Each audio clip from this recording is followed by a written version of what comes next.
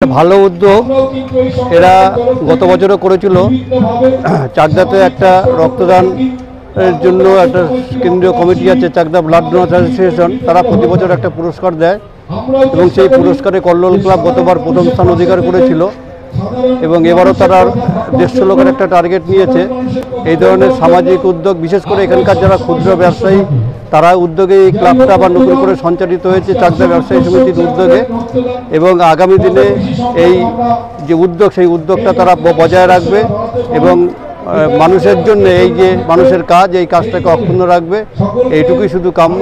আমি মলয় রাষ্ট্রায় সভাপতি, চাকদা ব্যবসায়ী সমিতি।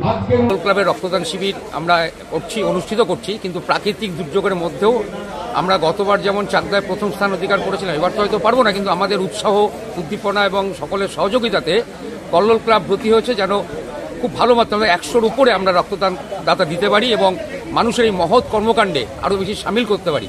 এটাই কল্লোল ক্লাবের একান্ত পরিচয়টা। আমি কল্লোল ক্লাবের সাংস্কৃতিক সম্পাদক প্রতুল সরকার।